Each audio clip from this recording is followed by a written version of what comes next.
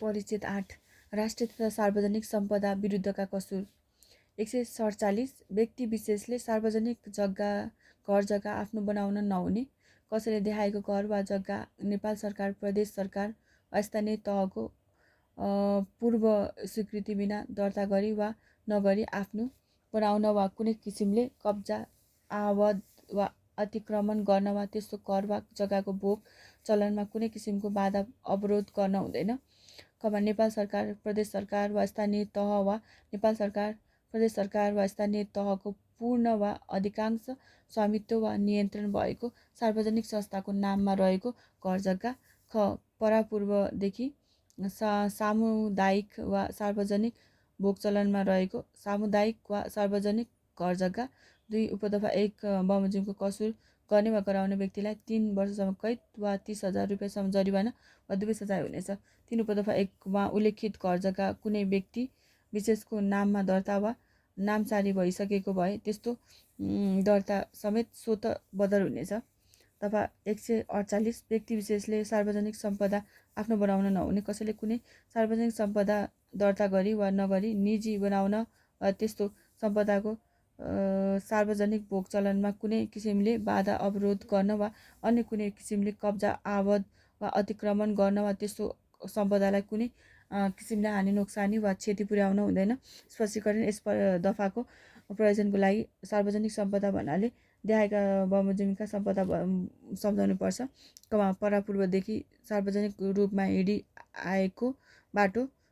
सार्वजनिक रूपमा भोग चलन हुँदै आएको सडक, गौचर, पानीघाट, चियान, मसानघाट, धारो, पँधेरो,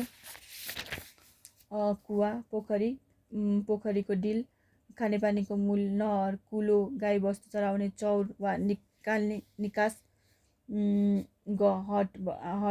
हाट बजार लाग्ने स्थान, देवस्थल, मठ, मन्दिर, स्तूप, गुम्बा, मस्जिद वा गिरिजाघर, पाटी पौवा, सतल, चौतारो, ऐतिहासिक मूर्ति, सांस्कृतिक स्तम्भ तथा वा स्मारक, धार्मिक वा सांस्कृतिक कार्य वा समारोह गर्ने ठाउँ, नेपाल सरकारले तोकेको राष्ट्रिय वन वा नेपाल सरकार, प्रदेश सरकार वा स्थानीय तहको स्वामित्व रहेको वन वा त्यसको कुनै अंश। 2 उपदफा 1 बमोजिमको कसुर गर्ने वा गराउने व्यक्तिलाई 5 वर्षसम्म कैद वा 50,000 रुपियाँसम्म जरिवाना वा दुवै सजाय हुनेछ। 3 उपदफा 1 बमोजिमको सार्वजनिक सम्पदा कसैको नाममा दर्ता वा नामसारी भइसकेको भए सो समेत स्वत बदर हुनेछ। दफा 149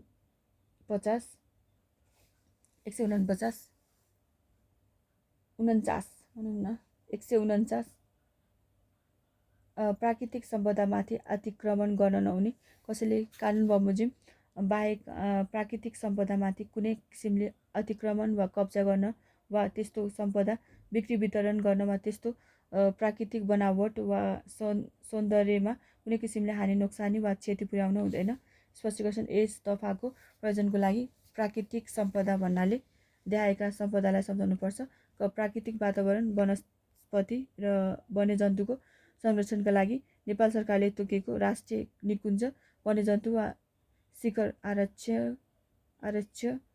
नेपाल सरकारले तोकेको आरक्षण क्षेत्र नदी, नाला, खोला, ताल, तलैया, सिमसार क्षेत्र वा प्राकृतिक झरना, हिमशिखर वा त्यसको कुनै अंश, उचाइ, पहाडी चुचुरो। प्रचलित कानुन वा नेपाल सरकार, प्रदेश सरकार वा स्थानीय तहले संरक्षण गरेको वन्यजन्तु, वनस्पति वा भूबनोट। नेपाल सरकार, प्रदेश सरकार वा स्थानीय तहले संरक्षण गरेका वन्यजन्तुको वासस्थान, पर्यावरणीय पद्धति वा बिक्री वितरण, निकासी वा पैठारीमा निषेध गरेका जडीबुटी। 2 दफा 1 बमोजिमको कसुर गर्ने वा गराउने व्यक्तिलाई 10 वर्षसम्म कैद र बिगो खुलेकोमा बिगो बमोजिम र बिगो नखुलेकोमा 10 लाख रुपियाँसम्म जरिवाना वा दुवै सजाय हुनेछ। दफा 150 सार्वजनिक भौतिक संरचनाको अनधिकृत कब्जा वा विनाश गर्न नहुने।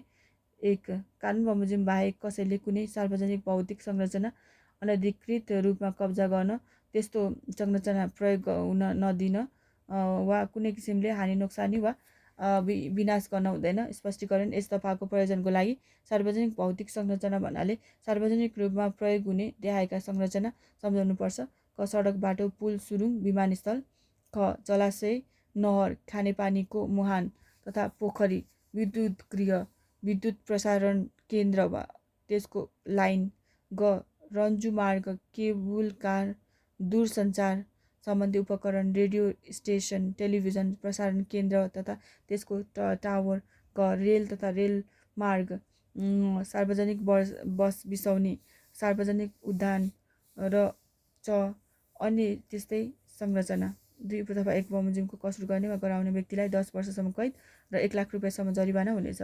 तथा 151 राष्ट्रिय गान, झन्डा वा निशान छापको अपमान वा क्षति गर्न नहुने।